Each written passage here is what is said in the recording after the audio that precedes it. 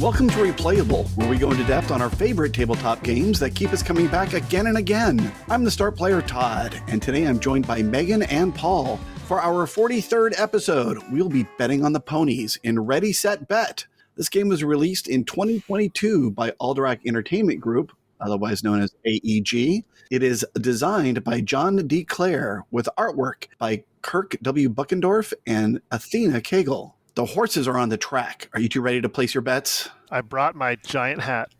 I'm ready. Oh, we're going to get to that. Absolutely.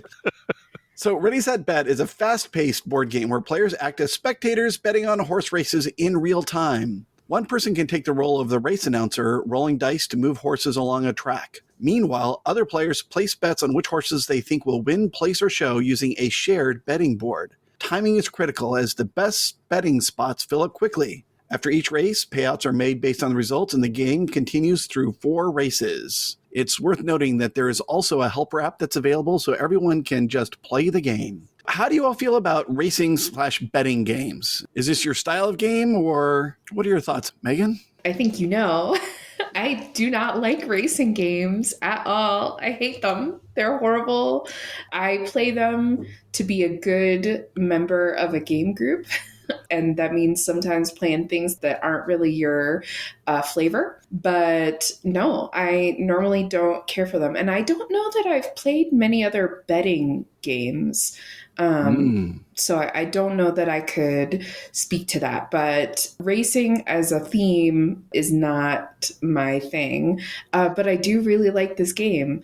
Which I was grateful for because this game was gifted to our group by a friend of our group. Mm-hmm. And I was like, once I saw what the game was, I was like, uh-oh, what if we don't like this? And we've just been gifted it. But instead, it seems like my feelings towards it are pretty shared throughout the group, that we enjoy playing it. And right. I was grateful for that because it made that social scenario easy to deal with and not awkward. Thank you for giving us this game we don't like. Yeah, we didn't have to go through that. Yes. I really enjoy racing combo betting games because unlike racing games where you're trying to win, adding the betting into it means you're not taking part in the race. You're just betting on the outcome. Right. Or you're trying to manipulate the outcome, like in Winner's Circle or Downforce. So that extra degree of separation makes it a lot more enjoyable for everyone, in my opinion. Right, and I think you hit the nail on the head there, that this isn't like a racing game like where you are one of the contestants trying to get to the end. And so, Megan, I think those are the types of games that you really have a dislike for. Correct, yes. This racing is happening, yes, but you're not directly involved with it. You're just speculating on the outcome. Do you have a feeling about horse racing games? I mean, do you like that theme? Do you think this could have worked as something else? I mean, we can talk about camels, I guess, but we may talk about those later. I don't know that I have a feeling about it. I don't know that I've played many other horse racing games. Like, the only thing that's coming to mind is like going to a carnival and shooting a water gun at a thing to make horse. Like, again, it's just not really something I gravitate toward. Right. Okay. I think it really, really helps the theme of the game because horse racing has a mystique to it. Like I alluded to in the intro, everyone brings their giant hats or some kind of quirky costume, and half of it is about betting on the horses and the other half is about the social aspect. Yeah, that's a great point. And I feel like that social aspect, they've done a good job of capturing it within this game. I mean, we totally could wear quirky hats. But we also are talking about, the bets we're trying to make during the game and, oh, you just beat me to that space or whatever it is. So I think that does a good job of simulating that around the table. Yeah, that's the part of the game that fascinates me the most is how they combined roulette betting table with worker placement. Right? Yes. In fact, that's a great analogy because I totally get what you mean by roulette table. But then, unless you have one of the VIP powers that allows you to piggyback on an existing space, the first person there gets to claim it. So that does sound more like worker placement. Yeah, it really turns it into a game that I think most of our listeners are familiar with, in that you have this first to reach a space and get rewarded for it, for taking that risk. Right.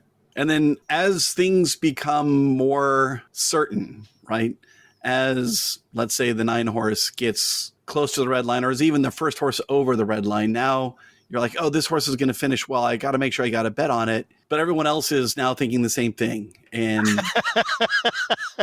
it's a bit like a game of spoons where you're trying to get your bets in without getting hurt. Exactly. So then what sets this game apart from other racing betting games for you? The chaos. It's almost like Pit, those stock market games where there's a cacophony of people trying to, everybody's kind of still, and then all of a sudden everybody starts jostling and trying to get their bets in, and then everybody's still at the end to see what happens. Mm-hmm. Well, and we all stand for this, which I don't know of any other games. Well, I suppose when we play one night, we stand typically, huh? Yes. But for the most part, we're always sitting. And so this, just by nature of that posture, having us standing, it feels a little more active. And that's fun. I totally agree. I do as well. By the way, every time that we've played this game, we hunted down a tablet or a computer and we used the helper app. Yes. Have either of you even tried playing with the status board and having someone be the race manager? Absolutely not. No. The companion app is just too good. Mm-hmm. I agree. And it's interesting because I want to say that it was an afterthought. Like when we first started looking at this game, it was like, okay, this is how we play it. And it has an app. Maybe we'll check it out. And it turns out, no, that is the way you should play this. Mm-hmm. Yeah, just the colorful commentary in the app pushes it over the top as far as likability. Right? And it also does a great job of maintaining the same cadence throughout the race. Yes. Yeah, I will say, though, that after 3 horses cross the red line and there's no more bets, the game needs help. The game needs player participation in the form of yelling and cheering. Because you're not allowed to do anything except wait for the outcome. You're right.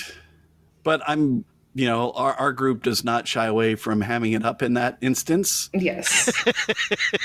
It does seem kind of funny when you're shouting, oh, come on, 6, come on, 6. And, it's all digital. It's going to happen at whatever pace. But it is, I do like that at the end where we're calling out to ephemeral horses, hoping that their digital hooves scamper down the track more quickly.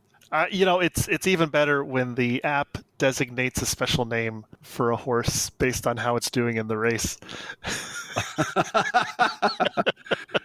Do we remember any of those names? Average Mare is the first that comes to mind.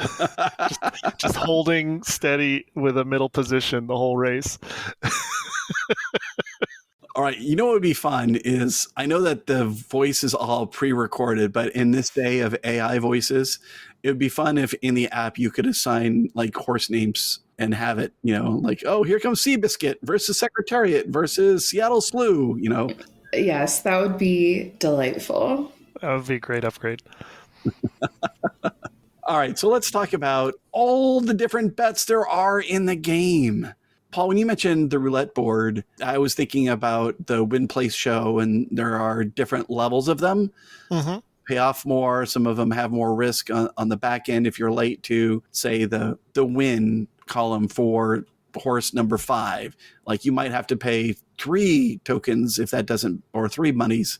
What am I saying? $3 if that horse doesn't win, versus you were only paying 2 if you were the second person there, or none if you were the first. But there are a bunch of other bets. What are some of your favorite bets, or the ones that stand out to you, shall we say? Well, the easy to forget bets are the prop bets, because they change every race. So that's the hardest part about this game, in my opinion, is trying to keep in mind what the prop bets are each and every race. One thing I did notice in our most recent play was a lot of people almost forgot about the color bets. Right. betting on whether blue or red is going to come in first or black is going to not come anywhere near first. Right. So black's the number 7 horse. And then finally, there's the exotic finishes, which are very rare, but at least when you're playing the game, you can usually wait until somebody else makes an exotic finish bet and then just pile on, because they all allow up to 3 tokens. Oh, that's a good way of putting it. So you're letting someone else do the risk evaluation for you. When I'm feeling overloaded or don't want to think too hard, then yes. Yeah, one of the things I found difficult about the prop bets is that they have a green background and they go on a green section of the board. Mm-hmm. That helps me forget about them, I guess, is that they kind of blend in. And I forget, like, oh, yes, there are actually bets there. Megan, is there a style of bet that you prioritize when you're doing this, or is it just free flow for you? I would say it's free flow for me, but I will say I think the variety of bets, there's the standard and then the 3 Paul just mentioned. I think that is what helps get that feeling of pace and adrenaline and like a race is really happening, because you are evaluating all at once, what makes sense for me to do, and also what is even available for me to do, because all of these other people are making those same evaluations at the exact same time and putting pieces on the board. And so it is the mental and the physical all at once, which I think makes this game different from a lot of what we usually play. Good point. Yeah, I want to say that every single time I played, somebody has walked away talking about how they wanted to make a bet, but somebody sneaked a token in a second before they were going to place theirs. Mm-hmm. Yes, that happened on a couple of consecutive bets in the end race. Our last time we played. And I was the sneaky person. Mm-hmm. It's an awesome part of the game. All right. After the first 3 races, each time you get dealt 2 VIP cards, and these are like special powers, and you get to choose one of them. You discard the other. What are your thoughts about the VIP powers, and do you have any favorites? I think for me, it is very nice to be able to place a bet where someone else has already placed a bet. Again, just like what Paul said earlier, letting someone else do that risk evaluation and being like, yeah, that sounds great to me too. Let me join in on that. And feeling like if you were spending your time evaluating, you don't miss out on a great opportunity is really nice. Oh, yeah, that makes sense. Paul, how about you? My favorite is actually the risky gambler card, which says any bets you win, you get $2 extra, but any bet you lose an extra $1. I mean, you made it through the first 3 races the last time without losing any of your bets. Yeah, every single token I put out was a winner. It was crazy. It's never happened to me before. Audience, he's just saying that. I think it has. No, not in Ready, Set, Bet. I want to say that there was something in the air that night. Maybe it was our Games of Blood in the Clock Tower that was making people slow to put their tokens out. I don't want to reveal what I know. Yes. One of the things that you can get is an extra betting token, but I seem to have a hard time getting through all of the tokens I start with, the 5 that you start with. Yeah, what's interesting is when you have 6 players, you get an extra token, which is what we did the other night. Okay. Whereas if you have 7 or 8, then you don't use one of your tokens because it's going to be so crowded. Right. So we were just in that magic moment where we had enough players to get an extra one or to use all the ones that we had. We were at the highest player count where you use every single token. So that increases the odds that you cannot get all of your tokens on the board. Interesting. So the answer to this question is it depends on player count then, I guess. Yeah, exactly. Because getting another one was not that interesting to me, but either the piggyback bet or the side bets. So I had one that was paying out if the 8 or 9 horses came in, and it was just free money. If either one of those horses, won, place, or showed, they had some money that I would be getting. I didn't need to do anything to activate it. It was a nice source of extra income that I was not applying well elsewhere on the board. Yeah, and if you can imagine like a 4-player game, everyone is going to want to take those extra chits as their VIP power because there's going to be money left on the table since you can't take all the spaces that pay out at that low player count. All right, I agree. Give me an idea about how you approach this game, because for me, it feels immersive and I buy into the horse racing theme and experience. Do you still remember that this is a game? So going into the fourth race, if you're behind monetarily, how do you approach that situation? Are you trying to win, or are you trying to bet as if it were your own money? I am not betting like it's my own money. This is, to me, very much a party game, right? Mm-hmm. It's fun with a bunch of people and it's active and we're a boisterous crowd while we're playing it. And so I think the point is to have fun, win big or lose big. This doesn't seem like it's the place for a lot of analytics. All right. And Paul? I mean, it's kind of like Quacks, where if you're behind, you have to take high risks and keep pulling. And except I guess it's the opposite here. If you're behind, you have to take high risk bets, like hope the 10 or the 4 is going to come in first and put one of your high chit numbers on them to win. Okay, so that's what I was trying to go for. You start out and I feel like early in the game, you are playing conservatively or at least responsibly, let's say, and you're trying to make... Responsibly is just a hilarious way to talk about playing a game. But okay. I know, but not to mention a game about betting on horse racing. Yes. A game for betting on horse racing where you have sponsors that are providing it. You're not actually like, you can't go in the negative. This is like the friendliest betting game there ever was. But like by the end, I feel like there should be a rush for the high multiplier spots for people that are trying to catch up. Mm-hmm. But it doesn't always happen that way. Like, I don't know if it happened when we played the other night. I don't remember that there was a big rush towards some of the 5X spaces. I think that night everybody had already given up seeing my stack at the beginning of race 4. Yeah, just to give you an idea, Megan, Paul had like 180 something, and I was in second place with 120 some odd. So Paul was by far the leader. If you haven't been demoralized by Paul's obvious victory very early in a game, you haven't played a game with Paul. Like, that's just the experience that we've all had from time to time. Right.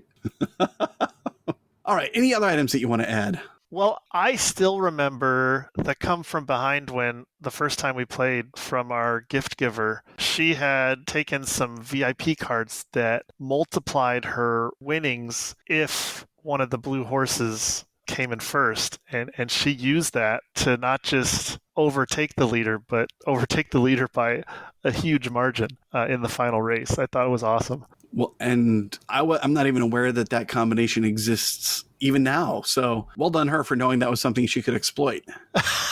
Well, I mean, it goes with the talking point you were just saying. I forget what the name of the VIP card is, but it basically says if like a 4 or a 3 or a 10 comes in first and you bid on it, you pretend as if your bet token was a higher value. Right. And so she focused on making bets on those horses, and it was explosive. The winnings she made in the fourth race, I was blown away. Awesome. If you're looking for a talking point, I will say I think maybe there's something there, especially this time of year, in thinking about how do you handle, because this game was gifted to us, how do you handle getting games as gifts? I would love to know. Like, do you give people in your life a strict wish list? How do you handle getting an unexpected game? Like, our group did not expect this game to be given to us. And so I think then there was some trepidation. This wasn't on any of our wish lists. And so it was like, but it was from a friend who really knows games and gave us, obviously, a game we're talking about on the podcast, a game we enjoy and have played multiple times. And so I'm curious, how you feel about getting games as gifts. You want me to go first on this one? Yes. Yikes. I love it. I love getting games, especially from people that either don't know that I have a vast collection, and so they'll throw something out there that I may not have heard of, or if I have it, it's one of those things where I accept it gracefully, and then I behind the scenes I'll see if I can return it and swap it out for something. Right? Well, but if I already have it, it's like I can tell them, oh yeah, I really like that game. That was later. I can say, oh, that was a good one. Good choice. Mm-hmm.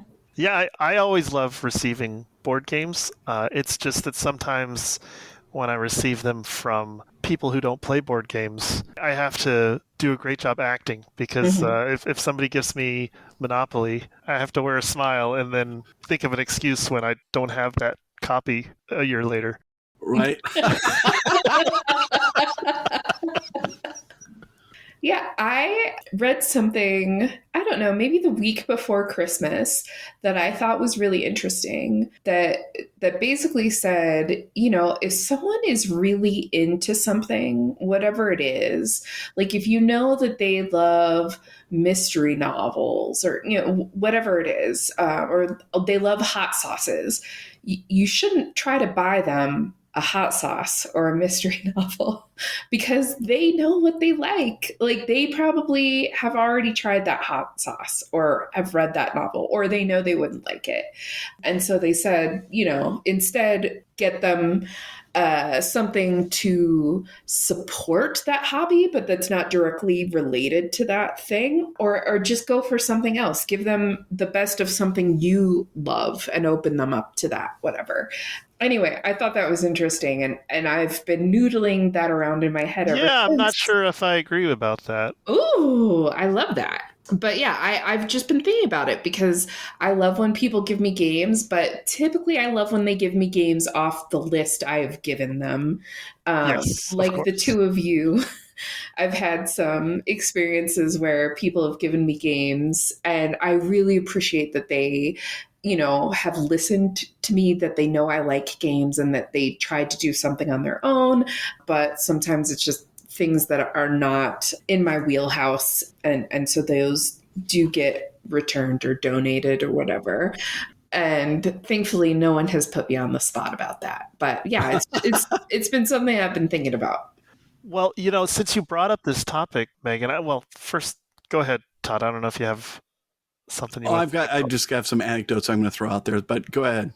No, I was going to mention that what I struggle with is that this game Ready Set Bet was gifted to us as a group. Yeah. So it's not owned by an individual. And it's almost like we have to fill out this library card to take a play. Yes. And there's maybe someone who has it overdue right now, maybe a little bit. We need like a hold list. No, Paul has it right now. Yeah, I apologize if that's the case. I'll bring it back soon. This is one that I'm going to end up getting just because I was telling my wife and her friends about it, and they were like, let's play that now. And I'm like, oh, we can't. So there's already some eagerness to play this style of game where we all get to just be raucous and throwing bets down on a board. Mm-hmm. Yeah, because this is probably not even in our game library, our digital database of who owns what, because who would be listed as the owner? Probably Dave. Yeah, that's what I've been. He's the acting owner. Yeah, he's the librarian. He is, right. and in fact, I just looked it up, and yes, he is listed as the owner. Ah, okay, perfect. But I will say that when it comes to people giving me gifts that are games, I have received apparently 2 of some of the worst games of all time. I almost want to say what they are. All right, you got 2 options. I'm going to guess left, center, right. Oh, so I would totally agree with that. I'm not a big fan of it, but my wife and her friends love that one. So I cannot. Okay, and my number 2 guess would be Bunko. Okay, I like where your head's at. Let's see, where does left, center, right? Wow, you win, by the way, because that actually is lower ranked than either of the 2 games I was thinking by like 22 spots. Wow. 23 spots. So The first one was the Logo board game, and it's a board game about brand logos. And it's currently ranked, 27 in height, 27,000 and mid-range change. And it's like playing almost Trivial Pursuit with brand names and pictures. And then the second one was called the Worst Case Scenario Survival Game. I have also been given that game. What? Was this like a pandemic gift? No, the game's like from 2001. Yeah, do you remember the Worst Case Scenario book, Paul? No. There was this, it was like a kind of like in the genre of those books that people might put on the back of their toilet, like bathroom trivia. There were these books that were like the Worst Case Scenario Survival Handbook. And it would have things like what to do if you're being attacked by a bear, what to do if you were like, if you woke up in the middle of the ocean by yourself, what to do, if you're stranded on a desert island, all that kind of stuff. And yeah, there was a board game about it. And Todd and I were both the recipients, apparently. Oh my gosh. Yeah, this game is no longer in my collection. Same. Yeah. But Paul, left, center, right is lower than both of them. So quality guess there. So with that, let's move on to the prompts. And the first one is weight and complexity. On Board Game Geek scale of 1 to 5, how would you rate the weight of Ready, Set, Bet? Megan, since you're looking at my answers. I would say a 2. Would you? Oh my gosh. I would say if you were not already familiar with some of the terms or the function or structure of horse betting, I think that this would be a little bit of a lift, more than a 1 to me. Mm-hmm. I've never been to a racetrack. So yeah, I think there is a little bit of a rules explanation. And I think there is also just all those things we were talking about that you kind of have to keep in mind in this compressed, time is ticking away scenario. So I think a 2 feels right to me. All right. And Paul? For me, it's a 1. I have taught this game to several family members, extended family members that don't play board games, and they began with trepidation, eyes glazing over, but by the start of race 3, they were experts. Yes, I agree with the ease of being able to teach it. I had it down as a 2 as well, big surprise, because of all the different bets that we talked about. It would definitely be a 1 without the prop bets or the exotic finishes or the VIP powers, but it would also be a lot less interesting. Like, I'm really glad it has those things. So then strategy, how much opportunity is there for strategy and long-term planning? Paul? Again, I rated a 1. There is none. Right? I mean, the only long-term decision is the VIP cards, and just avoid taking the one that gives you money right away. Yeah. That's the only strategy advice I have. And Megan? Yeah, I feel the exact same way as Paul. It's a 1. Yeah, agreed. So 1's around the board on that one. So then luck. How much do you think luck plays a factor? Same scale, 1 to 5. So for me, it's right in the middle at a 3. There are just so many bets, and timing is so important that skill does help out quite a bit in this game. So I rated a 3 for luck. Interesting. Wow, I am taken aback by Paul's response there of a 3, because really in my mind, you have us choose a number here. But for me, it's almost really between a 4 and a 5. I mean, because the dice rolling is so impactful. Yeah, it determines so much. I think it has to be a 4 for me. Yes, what you're doing, the way you're playing, it's more than just an experience. You are making choices and taking actions that determine where you end up in the game. But I think a 4 is still where I need to land on this one.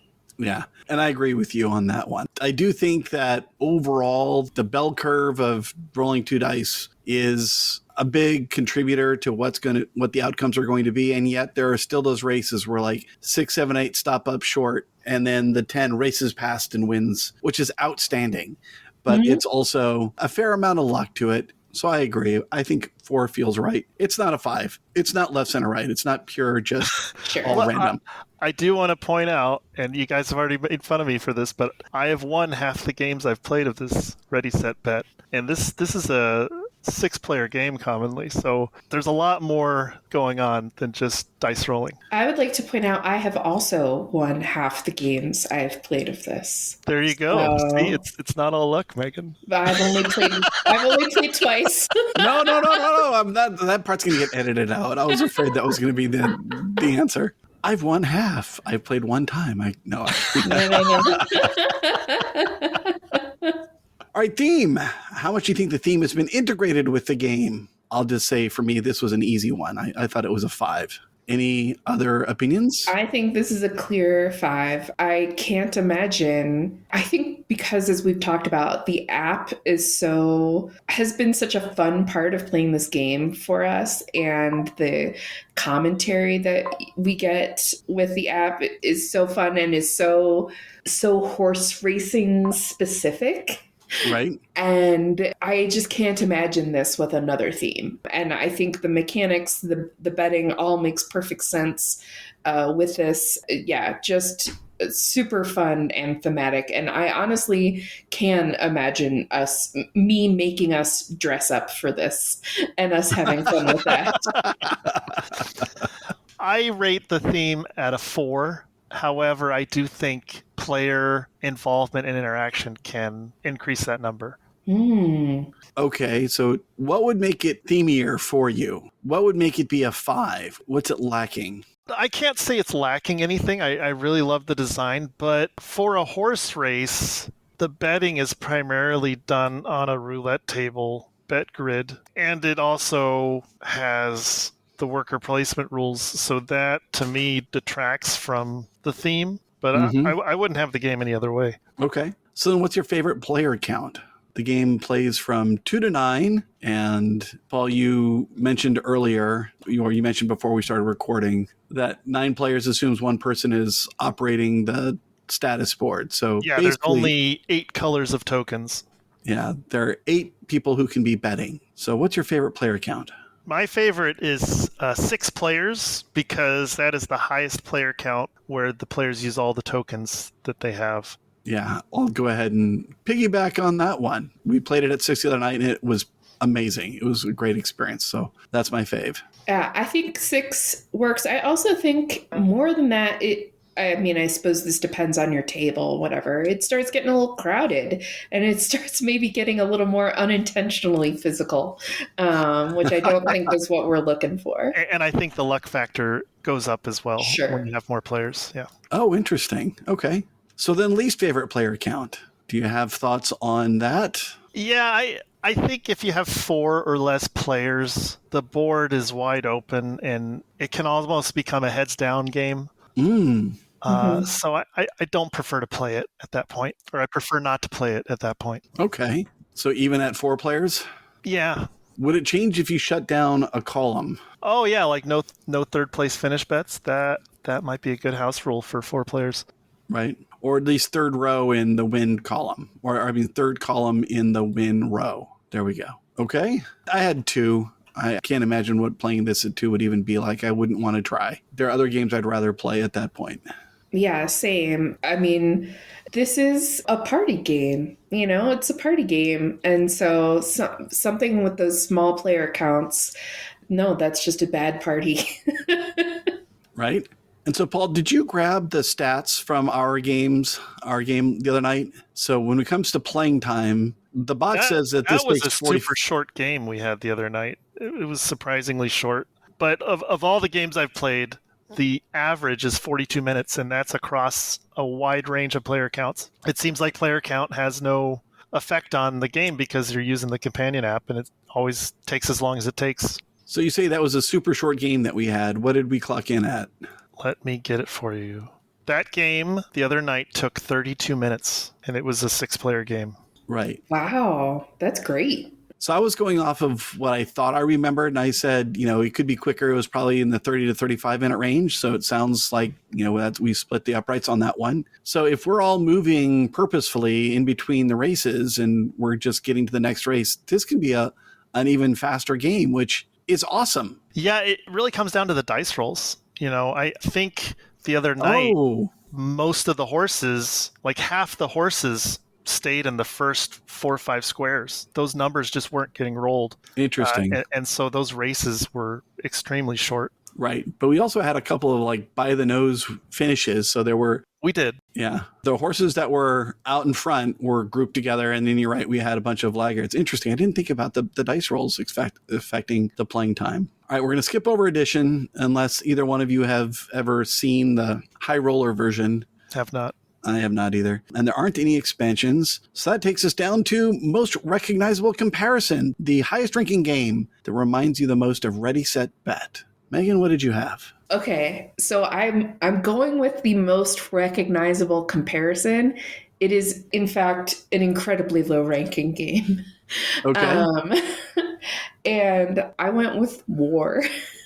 Because I was thinking about, it's that card game where you're dealing out cards and you and the person you're playing again, if they match, then you have to slam your hands down. And though I think Spoons, which Paul already brought up, is another great, I was trying to think of another game where you are having to be super present and active in the moment and pay attention not only to what you want to do, but what the other person is doing. So War is currently, as of this recording, ranked 27,713th in BGG. So not highly ranked, which I think is an appropriate thing. And so that comparison isn't to diminish Ready, Set, Bet, which I very much enjoy. But just when I was thinking about what maybe gives me that same feeling, War was the first thing that came to mind. So let me ask you, Megan, do you feel like you have any decisions in the game of War? No, I do think I do in Ready, Set, Bet. But I just couldn't come up with any other very high ranking game where you're active. There's that time pressure, but I think War is very recognizable. So I agree. Right? That was how I came up with this. If you have better answers, I would love to hear them. Not really. Well, on the worse front, there is a similar variant that my boys played a lot of when they were in Scouts. We'd be on campouts and someone would break out a deck of cards, and it's called Egyptian Rat Slap, which is the kinder name. And it's a similar idea where you are turning cards over, and when you see certain combinations, you might be, you're trying to slap the deck and then take those cards and wear out the cards that your opponent has remaining in her pile. So I would even think that that's closer to what you're saying than War. Yeah, maybe. Paul, what was your most recognizable comparison? Well, I've been playing games a long time, and there's been a few horse race games that have come and gone. Mm-hmm. One of them, called Long Shot, had a re-implementation recently to be a dice game. Long Shot, the dice game, is quite highly rated, and basically it's very similar to Ready, Set, Bet, except that you're actually playing as a horse owner. You buy a stake in the horse, and then the dice you roll are the horse that moves and basically how far you can move it. So the Long Shot game, and now the Long Shot the dice game, has you play as horse owners, and then you're moving horses as you play, but you're not moving your own horse. And sometimes you move somebody else's horse as a bluff to make people think that that's the horse you want to win. Right. And it's more of a groupthink mind game than an actual betting and racing game, but it's all there. So you've played it, but you don't own it. Correct. I found that game while I was preparing for this podcast, and I've added it to my wish list because I noticed that we didn't have any copies in our combined libraries. And to be more accurate, Todd, I've played Long Shot. I have not played Long Shot the dice game, but I would like to. Okay. All right. Yeah, I just don't know if it's going to be better than Ready, Set, Bet, but I would love to give that one a try. I don't think it has the time pressure, and so it probably won't replace it, to be honest. Okay. All right. So I picked a game that I thought you might also pick, Paul, and that is Cubitos, which is also designed by John DeClaire. It's a racing game with special powers, only this time it really leans into those powers as you are bringing on support crew that are supposedly helping your racer get around the track. Mm-hmm. And so it's much more about the power combos than it is the betting aspect. I don't even think there's a betting aspect. This is a pure race game. It's a pure race game, yeah. Yeah. You own it, right, Paul? I do. I feel like it's basically Dominion, the dice game. Interesting. Okay. What was the other one that was like that? Quarriors, I believe, was very comparable to Dominion, the dice game. So you were basically doing a bag builder, and of each of the cards, like in Dominion, how you set out the piles, there are 10 cards in each pile that you put out there of cards that you can acquire. Quarriors, you put out 10 dice. And you would take, you would buy one of the dice and you'd add it to your bag. And if you drew it, you got to roll it and do its effects. Yeah, that's a lot like Cubitos, except Cubitos, you win the game by being the first across the finish line. All right. So then less recognizable comparison. I have one that's already been mentioned here, but I will hold off if either of you want to talk about yours instead. I probably have the same one. I think I have a different one. Yeah, well, Paul's the one that mentioned it, so I'm pretty sure he is. But I've got a backup. Okay, so I went with a game that I used to really enjoy playing on BSW, and it was Ligretto. Okay. And I really enjoyed it's another like real-time, fast-paced game where each player has a deck of cards and there's a board where basically you're trying to build up stacks in numerical order, and you're trying to empty your deck to do this. And it's, whoever empties their hand first wins the round, and then it's you want to empty your deck. But it's super fast paced, very easy to learn. It does not have the depth. I think there's not as much complexity as Ready, Set, Bet, but super easy to pick up and play and very active, fast paced. You're not only paying attention to what's going on with your cards, but what's going on with the other players' cards. And yeah, a game I've had fun with. All right. I like playing that one on BSW too, so I'm glad you mentioned that one. Paul, what did you have? My less recognizable game is Winner's Circle, which is probably the horse race game I've played the most in my lifetime. Right. It's similar to Long Shot in that you're choosing a horse to move around the track, and you're trying to disguise the horse that you want to win from the other players so that they will move your horse around the track. Right. So I had picked the same one, except I originally learned it as Royal Turf as part of the Alea small box games. And I remember just really liking the fact that you had a bluff token, so that when you were initially betting on the horses, you don't show people what you bet on them, but you're putting a token on a horse. So they think, oh, Paul's going to be moving that horse because he bet on it. And then, I might bet on it too and think that we're going to win. And then, aha, you're not moving it at all because that was your bluff token. I remember really enjoying that game. Right. Yep. So as my backup, I was going to give this one an honorable mention, but now I can just move it up and I'll say that it was my pick. There's a game that's very similar about commodity speculation called Manila. And it is the commodities of spices and whatnot are coming into the Philippines, and they're on these wooden boats, and you're rolling the dice to see, which boats are going to move forward. And so you are placing your bets, waiting for these boats to come along the dockside. And you can even place a bet. This wasn't the designer's original intent, but like if a boat has already arrived and if there's a spot left on it, you can bet on the boat. So it's basically a sure winner, but similar in concept, although it's a very different theme than Ready, Set, Bet. And that's also a worker placement game. It is. Yeah. Once the spot's taken, other people can't take it. But there were multiple spots on the boat. But then you could also be like the harbor master. Yeah, I played it several times. It okay. Incredible. So house rules. How would you improve Ready, Set, Bet? Did you have any thoughts here? Yes. And this is when I teach it, I say that cheering is mandatory after there are no more bets. I like it. Any other thoughts? I mean, we talked about maybe closing down a column to reduce the betting opportunities in lower player counts. Yeah, I will just say I have never played without the app. I cannot imagine playing without the app.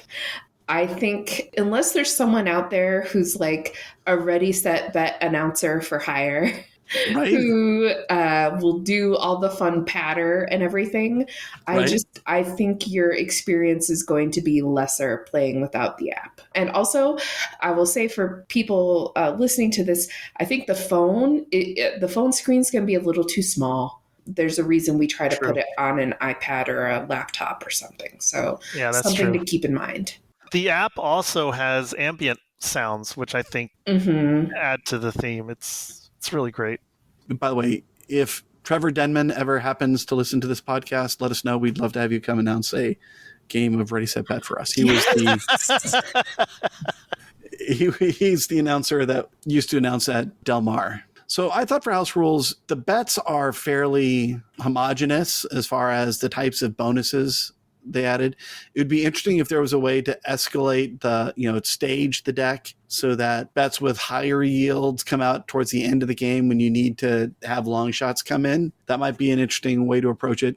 But I don't know if there really is that kind of a ramp in cards to even do it if you wanted to. But it would also be fun to do like parlays and trifectas and box bets. I mean, there are a lot of other styles of betting you can do at the track. That would be a way to make the game more thematic. I agree. Yeah. So perhaps that will be an expansion. So folks at AEG, when you're listening to this one, that's our recommendation. We'd like more bet options, please. Yeah. Ready, set, more bets. You've got the title. I love it. Yeah. We've already workshopped it for him. So if this game is being played at game night, what do you want to play afterwards? What's the double feature game that goes along with it? What's the parlay game? Paul? Oh, well, I was just looking at the games I've actually played. Right? Before and after Ready, Set, Bet. And historically, they have been either Fun Facts or Wandering Towers. And those were both excellent. Oh, I really like Wandering Tires there. Wandering Tires? Towers. Wandering Towers. Wandering Tires? Yeah. It's a problem if you're playing Heat. Nice. Megan, what did you have? I think, typically if we're playing this, there's a big group of us. So it's another party game. Exactly. But I think I would want to play something team-based. So let's play Decrypto. Let's play some One Night Werewolf. Something, well, I guess One Night Werewolf is a little team-based, a little not. But Decrypto especially would be a nice option to pair up with people or partner up with people. I think that is a fun thing for a party game night. Okay. Excellent. Yeah. So I could, tongue-in-cheek say that playing Blood on the Clock Tower before this game, this was a good digestif after playing that one. Absolutely. But I had Camel Cup, or sorry, I was trying to avoid doing that. So I had Camel Up.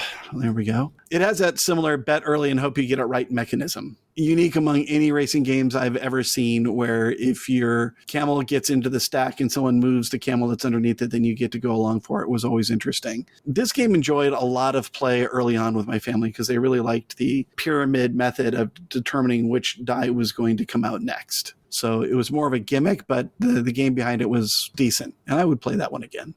Nice. So what feature of the game still stands out to you? What has aged the best in all of the 2 years that this game has been out? I just think it's really fun having a party game where we are all engaged, but there is no traitor mechanism, which is something our group loves, but not everyone loves. So it's just an opportunity to, have fun, be a little silly, and be active. And sometimes that doesn't work well for our group, but this has really clicked. So I think there's enough substance while also being silly that it really works for us. And I'm glad about that. Yeah, absolutely. Paul, what did you have? I will applaud the use of a roulette betting table with the worker placement. Okay. There's another game that's been recently released that is merging play styles together. And in this case, it's poker. Have you paid any attention to... Gang? Yes. I've just read about it. Okay. So again, it's called The Gang, and it is cooperative poker, which really what ends up happening is in a standard Texas Hold'em style where you have the initial 2-card deal and you do your pre-flop bets and you have your flop then you do your bets, and you have the turn, you have the river. Each step along the way, you're trying to guess if your hand is the highest. So you're not betting against the other players, but you're getting a marker, and you're saying, like, if there's 5 players, we have 1 through 5, and we basically negotiate whether, where we think 1 through 5 are. And then as you do get more information, you do the flop, you do it again. And then by the end of that hand, you're trying to see if you really intuited who had the strongest hand. But you can kind of see the history of where you thought you were. Maybe you started out low because you were trying for a flush, but then you got it and suddenly you jumped from 4th to 1st. That's the meaning behind it. And I really want to give this one a try, but I thought it was an interesting combination of a gambling game and a different mechanic. In this case, cooperation. Got it. As far as what did I like most about Ready, Set, Bet, for me, it was just adding all of the different bets to it, like the prop bets and the exotic finishes and the VIP player powers. I mean, I think that's what really makes it a differentiated betting racing game. What feature of the game now disappoints? What may not have aged as well? Do you have any critiques, Paul? I do not. I really enjoy it just as much as I did when we received it just over a year ago. My only nitpick was that, I know there are people who have gambling issues for whom this theme is just never going to be something that they can have fun with. And that's a little bit of a bummer, but that's not the game's fault. And yeah, that would be my only reservation on ever recommending this to someone. Yeah, that reminds me, Megan, we did have somebody sit out on our last game night because they said it makes their heart race too fast. So I think the live clock with lack of structure on when people can do actions really amps up the adrenaline for some people. Yeah, that's a good point. Well, mine is trivial compared to that, so I just almost want to end with Megan's comment. I'm sorry for being a downer. No, it's quite the opposite. I think yours is much more profound. Mine was something that you had already said, and that was I've become so hooked on the companion app that I couldn't imagine playing without it. Mm-hmm. If there's any nitpick, it's like find whatever that app is, get it loaded on your phone, save the web page or whatever. But when that app stops being supported, this game dies. Mm-hmm, mm-hmm. Oh, yeah. And it's not just an app, right? We were able to get it working through a web browser the other night. Yes. So being a software guy, to me, that's still an app. It's just a different platform. Got it. Has this game replaced a previous one for you? And I'll jump in and say Royal Turf this time or Winner's Circle, Paul. I was thinking about that, and I don't really reach for games like For Sale or Time's Up when I have Ready, Set, Bet available. So it replaces those games. Wow. Okay. And Megan? It has not replaced anything for me. Like we've previously discussed, I don't have many other racing or betting games in my collection. And so it was really exciting for me when we received this game and got to play it.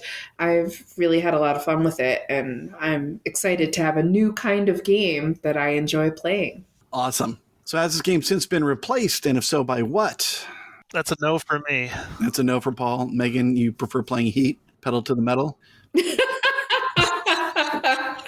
No, nothing has replaced this for me yet. I really enjoy it. Yeah, it hasn't been replaced for me either. I'm enjoying this game a lot. So then, soundtrack. What music would you want to listen to while playing? You already alluded to it, Todd. I think music would kind of mess it up, so just use the companion app. Right. They have nice background music that's thematic but not overbearing. Although, if I were to craft a playlist, I would want Call to the Post, that trumpet theme that Megan hummed at the top of the episode here, to be incorporated, because I don't remember hearing it when we were using the app. I'll share. There is in Guys and Dolls, the musical, there's a song called Fugue for Tin Horns that is about horse racing and is really wonderful. And yeah, I would not play it while playing the game, but maybe beforehand to set the tone. That could be fun to listen to. What's crazy about it is J.K. Simmons is one of the singers because he was in the original Broadway cast. Wow. I had no idea J.K. Simmons was a singer.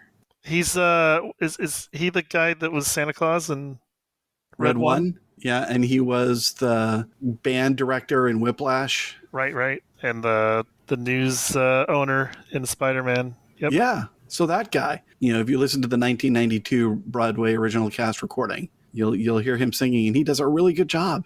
I was like, wow, there's a side to him I never knew existed, because for me, he didn't emerge as an actor until later on in his career. Mm-hmm. Awesome. Now, rating. On Board Game Geek scale of 1 to 10, how would you rate Ready, Set, Bet? Megan? I think it's an 8. I really enjoy it. I like playing it. I can imagine, just because I don't super connect with the theme, maybe it wearing out its welcome. I'm not sure if I overplayed it. That's why it's not up at a 9 or 10 for me. But I think it's a very solid, very likable 8. Okay. And Paul, what did you have it down as? For me, it's also an 8. I will recommend it anytime the player count is right. Wow. All right. I actually will go one better. I had it down as a 9 because I love how much it evokes the idea of being at the racetrack, especially with your mandatory requirement, Paul, of you've got to cheer after that third horse crosses the When red you're line. not allowed to bet, cheering is mandatory. That's right. Cheering is mandatory. Absolutely. So then, is the game replayable, and how soon would you want to revisit it? Paul, how about you? It's absolutely replayable, and I try to revisit it anytime I have it checked out and I have the right number of players, which is 6 to 8. And you have it checked out right now, right? I do. Okay. I'll have to figure out how to bring it over so that I can play with my wife and her friends. Yeah, next game night, bring it over. All right. Yeah, I would be happy to replay this anytime there's the right player count for it, which would be, to me, 6 to 8 sounds great. Totally agree. I could play this game again. It's replayable. It's great for parties, and especially this time of year. So this is one of those games that if you know you have it sitting on a shelf and you have the right number of people coming over to celebrate the holidays, it's a good one to go for and get everyone involved. All right. So with that, the fourth race is over, and we get to count up our bets and see who won. And who are we kidding? It was Paul. Thank you both for being available today. We're actually doing this one a day late, and I apologize for that. I got wrapped up in holiday activities and forgot to get this one scheduled. So thank you for helping me get this one finished. Thanks for having me. Happy to be here. Yeah, Happy New Year to all the listeners, to my fellow pod mates, and let's have another good one. I hope 2025 is a year in which everyone gets to play the games that they want, that you get some games out of the shrink and onto the table. And I hope you all have a very happy new year. Thank you for spending time with us in 2024. And we look forward to more of these conversations in 2025. We wish you all a very happy new year filled with family, friends, and gaming. Happy New Year! Thank you for listening to Replayable. Support for our podcast comes from listeners like you. Please subscribe, hit that like button, and leave a review wherever you listen to us. Thank you for your support. Come and talk about board games with us at replayable.fm or on Twitter, Instagram, or Facebook as ReplayableFM. You can also join our team at patreon.com/replayable. We welcome your feedback, which is the only way that we are going to get better. You can get in touch with us via email at feedback@replayable.fm. And if you're interested in sponsoring us, then please contact us at sponsors@replayable.fm.